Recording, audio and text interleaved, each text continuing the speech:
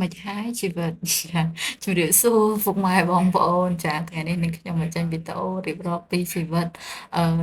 ជាឪពុកម្ដាយលើកទី1បងប្អូនចានិយាយពីថាអូយគាត់ទៅមើលទៅក៏ដឹងដែរចាមានការរិះរ៉ាសាហាវចាហើយវីដេអូនេះនឹងខ្ញុំថតម៉ោង3ភ្លឺបងប្អូនចាម៉ែឪមានការបើកភ្នែករួចទេចាដេកបូមទឹកដោះហើយកូនវិញនិយាយពីភ្នែកឲ្យឡើងស្រឡះចាស់ហ្មងបងប្អូនអើយដូចឃើញអញ្ចឹងនេះ ចាក្លាប់ភ្នែកនឹងខ្មៅយងឲ្យមើលម៉ែបូមទឹកដោះចាភ្នែកអត់មានបើកទេទឹកដោះបូមចេះតែបូមទៅប៉ុន្តែដេកលក់បាត់ហើយចាទម្រាំតែបូមចប់30នាទីគឺភ្ញាក់ល្មមចាហើយនាងខ្ញុំប្រើម៉ាស៊ីនមាន2ម៉ូដហ្នឹងបងប្អូនចាមានក្នុងអាងហើយនិងក្រៅអាងហើយបងប្អូនដែលម៉ែដែលគាត់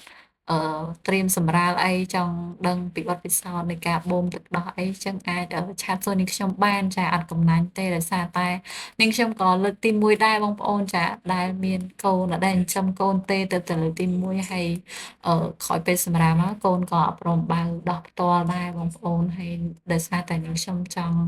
ឲ្យកូនបើទឹកដោះផ្ទាល់របស់ខ្ញុំអញ្ចឹងក៏មានតែវិធីមួយគឺមានតែបូមនឹងឯងបងប្អូនចាហើយដូចឃើញនៅក្នុងវីដេអូអញ្ចឹងចារៀង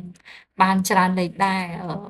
តែมันសម្បូរហូរហៀរប្រហែលទេបងប្អូនគ្រាន់តែមកល្មមកូនបើគ្រប់អញ្ចឹងណាបងប្អូន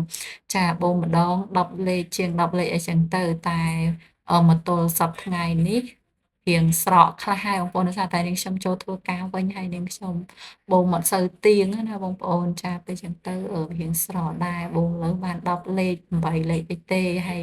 ក៏សល់បានបកកតិចតួចដែរអញ្ចឹងណាបងប្អូនចាមិនហូរហៀរអីណាស់ណាទេប៉ុន្តែមកល្មម